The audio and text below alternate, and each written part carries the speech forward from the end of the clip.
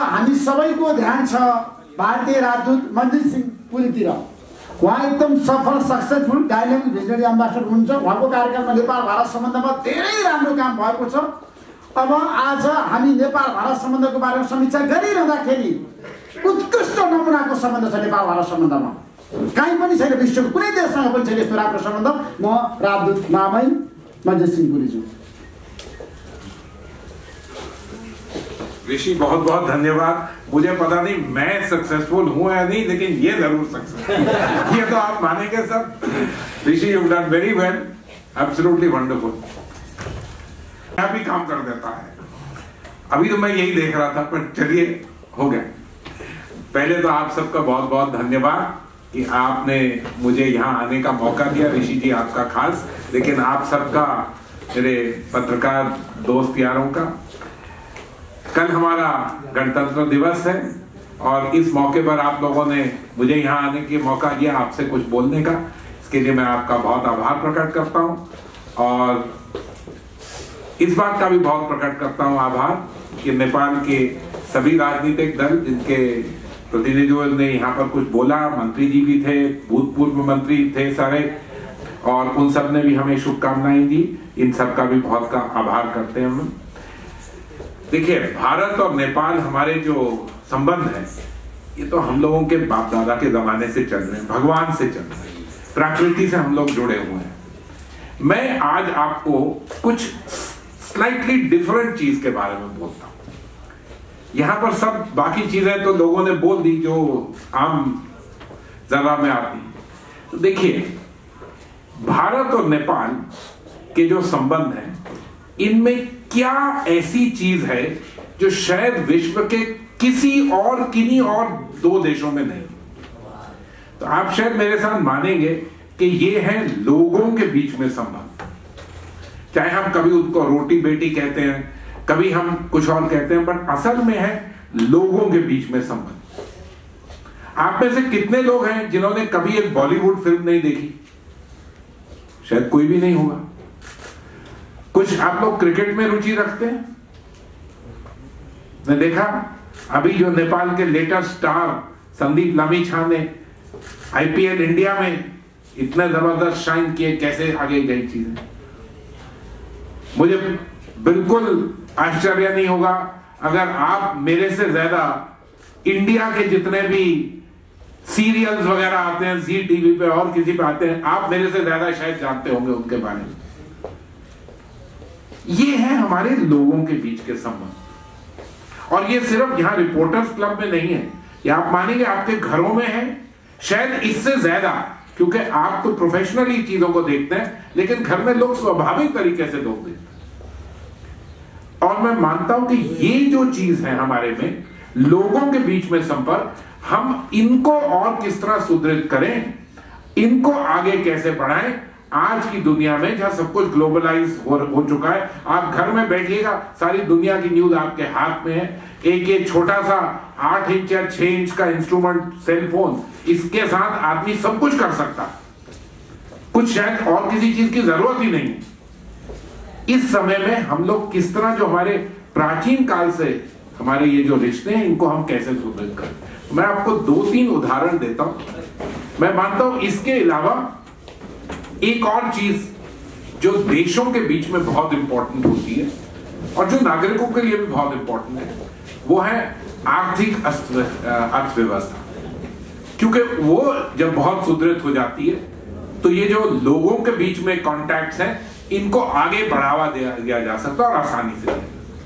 तो पिछले 6-8 महीनों में मैं बताऊं जो चीजें यहां पर, पहली बात तो मुझे बड़ी खुशी है आर्थिक स्थिति में मैं आप बात करूं, हम लोगों ने भारत और नेपाल के बीच में जो ट्रेड रिलेशंस है, इसमें बीरगंज आपकी तरफ और रक्सौल हमारी तरफ एक बहुत अहम भूमिका निभाता है। मेरा ख्याल आधे से ज्यादा जो निर्यात आयात होता है वो इसी रूट से होता है। मुझे खुशी है कि आप ही लोगों ने रिपोर्ट किया है पिछले कुछ दिनों में, हफ्तों में, महीनों में कि नए इंटीग्रेटेड चेक पोस्ट खुलने से बहुत ज्यादा सहूलियत हो गई है और बहुत ज्यादा आदान प्रदान में आसान है। मैं मानता हूं कि ये चीजें जब हम लोग जो बनी विराटनगर में, जिसकी चेष्टा हो रही है, जो कुछ महीनों में हो जाना चाहिए, आगे उसके बाद नेपालगंज, बहरावा बॉर्डर, काकरबिटा की तरफ करें तो बहुत ज्यादा चीजें और आगे निकलेंगी। मुझे और एक और बात की बहुत खुशी हुई, मंत्री जी श्री रघुवीर महाशय जी अब हमारे में है नहीं, लेकिन इनके मंत्रालय ने हम लोगों के साथ भागीदारी में एक और बहुत बड़ा स्टेप लिया। भारत और नेपाल के बीच में बस सेवाओं की बहुत ज्यादा बढ़ोतरी। अब हमारे यहाँ बस सेवाएं काठमांडू से सिर्फ दिल्ली तक नहीं, काठमांडू से बोधगया जाती हैं, काठमांडू से और जगह जाती हैं, जनकपुर से अयोध्या बस सर्विस है, जनकपुर से पटना बस सर्विस है, नेपालगंज से और बस सर्विसेज हैं, महेंद्रनगर से हैं। और मैं क्या देखता हूं कि ये बसें बिल्कुल फुल हैं। लोग कहते हैं उनके टिकट के लिए रिजर्वेशन करनी पड़ती है बहुत दिन पहले। इतनी ज्यादा सहूलियत कि हम लोग एक दूसरे के बीच में लोगों के स्तर की जो कॉन्टैक्ट है, जो आम लोगों के स्तर का स्तर, उसको आसान करें। और ये हमारी सबसे बड़ी चेष्टा है। पीपल टू पीपल लिंक्स जो which are the centre of India Nepal relations, उनको कैसे आगे बढ़ाया जाए। अब मैं आपको एक और सूचना देता हूं। हम लोग अगले महीने से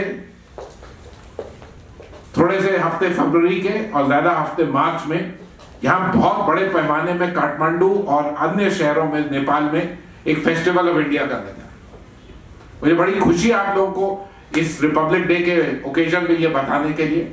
बहुत बड़ा फेस्टिवल है, डांस, म्यूजिक, एकेडमिक एक्सचेंजेस का फेस्टिवल। कुछ ही दिनों में आप लोगों को बहुत डिटेल्स मिलेगी, लेकिन हमारी कोशिश होगी कि आप लोगों के बीच में यहां पर और सभी लोगों के लिए भारत के चुने बुने बहुत अहम कलाकार, बहुत बढ़िया किस्मों का म्यूजिक, डांस, कंटेम्परेरी डांस से लेके कथकली, मृदंगम, जो चीजें यहां शायद इतनी ज्यादा नहीं नजर आती, लेकिन साथ में भंगड़ा, मैथिली, संस्कृत पे कॉन्फ्रेंस, ये सब चीजें भी हम लोग कर रहे हैं। मुझे बड़ी खुशी है कि मैं मानता हूं कि आप लोगों के बीच में इन सब का भी बहुत जबरदस्त इंटरेस्ट रहेगा। इस साल वैसे हम लोग 150वीं जन्म दिवस महात्मा गांधी का मना रहे हैं और जगह जगह आप लोगों के कॉलीग्स ने बहुत बढ़िया भव्य सेमिनार्स वगैरह ऑर्गेनाइज किए। सबके लिए आप लोगों का मेरी तरफ से बहुत बहुत आभार। ऋषि जी, आपको मुझे बुलाने के लिए मेरा आभार।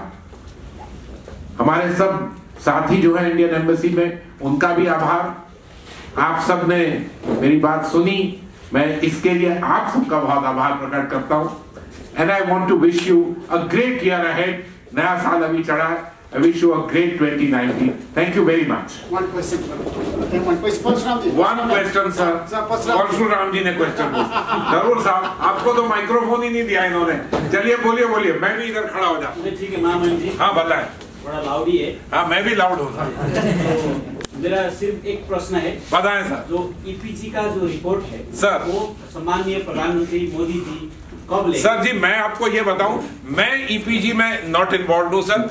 ये ईपीजी एक ऑटोनोमस बॉडी, तेग बहादुर थापा जी अपने काउंटर पार्ट से डील करते हैं। मैं इसका जवाब नहीं दे सकता क्योंकि मैं इसमें इन्वॉल्व नहीं। Sir that's it, thank you very much. शासकहरूले पनि गर्नु हुँदैन, पब्लिक त गर्दै गर्दैनन्।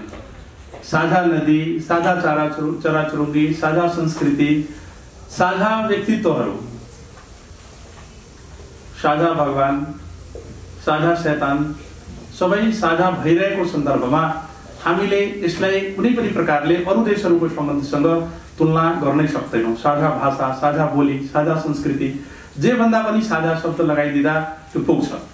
र त्यो मैले बोलिरहँदा वा हामीले बोल्दाखेरि त्यो मधेसको मात्रै होइन, पिथौरागढ र डडेलधुराको, दार्चुला र दार्चुलाको, सिक्किम र अब हाम्रो प्रदेश नम्बर 1 को सम्बन्ध पनि उस्तै उस्तै छ।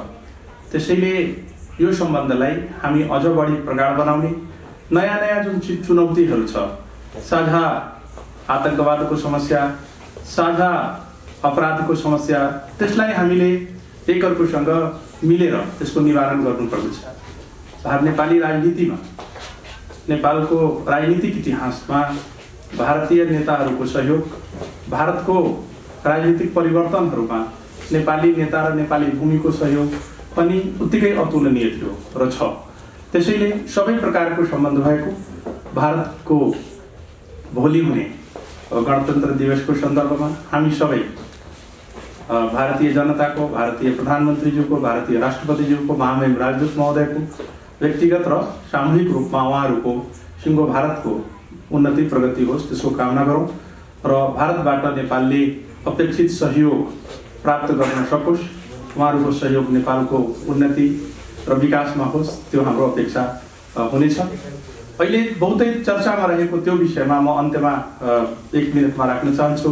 त्यो भनेको त्यो जुन विज्ञ समूह बनेको थियो त्यसको सन्दर्भमा मधेसले त्यो इपिजीलाई सिधै इन्कार गर्दछ, खारेज गर्दछ, किनभने त्यसमा एकजना पनि बोर्डरमा बस्ने मधेसी समुदायको मान्छे सहभागी थिएन। बोर्डरमा के समस्या छ? हाम्रो बेटी रोटीको सम्बन्ध भनेपछि त्यो कुन प्रकारले अगाडि बढ्ने हो र कुन प्रकारले बढिरहेको थियो र बढ्नु पर्दछ भन्ने निर्णय गर्दा नेपाल भारतको सम्बन्ध, खास गरेर क्रस बोर्डर कुराहरूमा हाम्रो त्यो नीति निर्माणमा, त्यो डकुमेन्ट निर्माणमा कुनै पनि सहभागिता नभएकोले त्यसलाई हामी कुनै पनि प्रकारले स्वीकार्दैनौँ। यदि भारतले, यदि नेपालले त्यसलाई यथारूपमा अगाडि बढाउँछ भने हामी त्यसको विरोध गर्नेछौँ। त्यसैले त्यसको रिभ्यू हुनुपर्छ, त्यसमा मधेसी समुदायका मान्छेहरूको स्टेक हुनुपर्दछ, त्यसमा मधेसी समुदायले आफ्नो एस्पिरेसन्सहरू जबसम्म हेर्दैन तबसम्म त्यसलाई यथारूपमा स्वीकार्दैन। त्यो कुरामा महामहिम राजदूत महोदय जो भारत सरकारको प्रतिनिधि पनि हुनुहुन्छ र तपाईँ सबै सिङ्गो मिडियाका साथीहरू जो यहाँ नेपाली राज्यलाई बाटो देखाउनुहुन्छ, यहाँहरू मार्फत म सम्बन्धित सरकारहरूलाई स्पष्ट गर्न चाहन्छु, आग्रह गर्न चाहन्छु यसको रिभ्यू होस्, त्यसमा मधेसी समुदायका मान्छेहरू रहन पाउन्। बाँकी नेपाल भारत सम्बन्धको बारेमा जति चर्चा गरे पनि त्यो कमै हुनेछ। हामी त्यसलाई अझ बढी प्रगाढ बनाउने, अझ बढी राम्रो बनाउन एकअर्कोलाई मद्दत गरौँ, सहयोग गरौँ। धन्यवाद।